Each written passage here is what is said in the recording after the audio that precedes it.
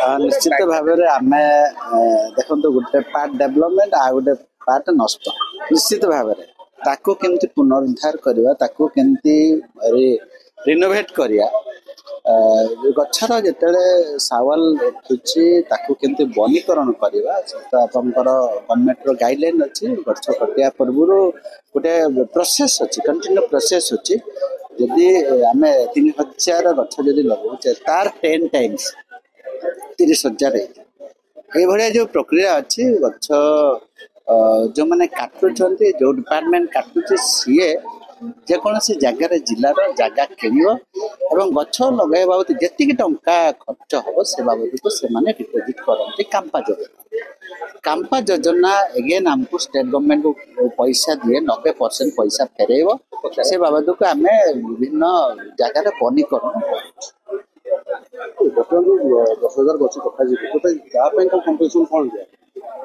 तार technically calculation अच्छे तार जगह बाबद को किणिकी दब सी जी जगह आमर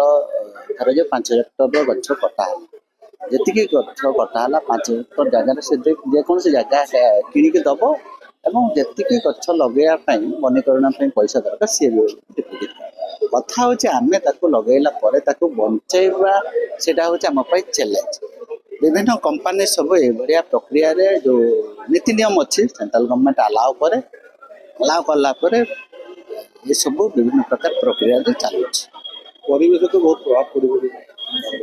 निश्चित भाव में आम जदि ये निश्चित भाव में आज पंचम और षष्ठ पीढ़ी जहाँ रिक्वायरमेंट हो भुवनेश्वर आम मेट्रो आम डेभलप करिया से विभिन्न प्रकार गछ विभिन्न प्रकार उद्भिद सब अच्छी तार सब्स्टिट्यूट रे आम अन्य जगार जिलार जेकोसी जगार जगह किणिकी वनीकरण करने हुए तो से परिमाण हुए तो आम ठीक बालांस को नहीं आनीपर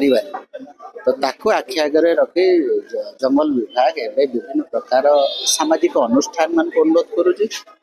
जैसे प्रधानमंत्री एक पेड़ माँ के नाम पे जो प्रोग्राम चलुची माँ पे गछटिए प्रोग्राम चलुची एबे ताड़ गछर प्रोग्राम चलती रिकवर करने विभिन्न माध्यम सब जंगल विभाग प्रयास ठीक बाट को आने क्लाइमेट को ठीक संतुलन रखापी जंगल विभाग सदा तत्पर अच्छी जी परिमाण गछ कटा अच्छी अन्य जिला मान रिकवर करा जाए। आपके समर्थन से भाजपा ने स्वस्थ बनाया गरीबों का जीवन। आयुष्मान योजना से 6 करोड़ 86 लाख से अधिक लोगों को मिला मुफ्त इलाज। स्वस्थ भारत के निर्माण में दें अपना अहम योगदान। 2 सितंबर से शुरू हो रहा है भाजपा का सदस्यता अभियान। भाजपा का सदस्य बनकर हमें अपना समर्थन दें।